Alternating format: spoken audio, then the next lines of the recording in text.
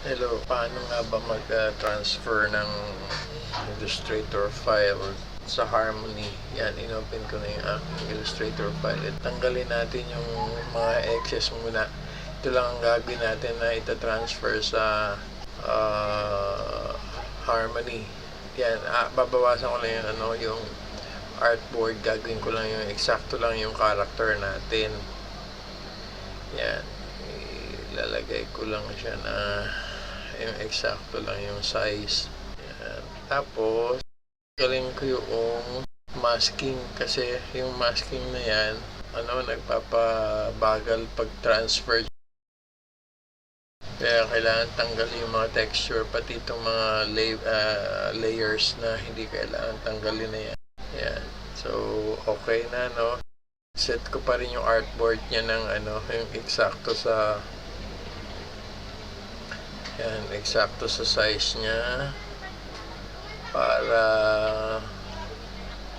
maliit lang yung ma-consume na space, and then save natin as dun sa script, save document as SVG.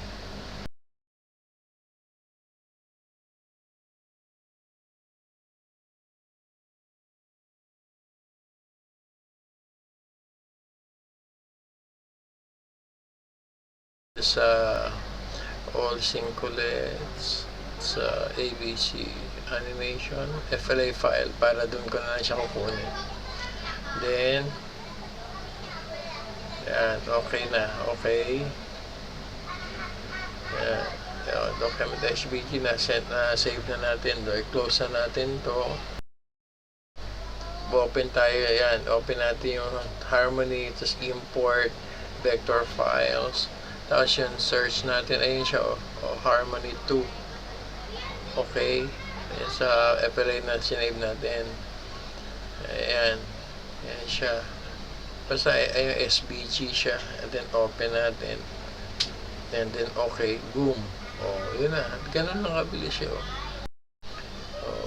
Diba? Okay na. Makikita mo, naka-block kasi hindi ko natanggal yung masking na isa pa.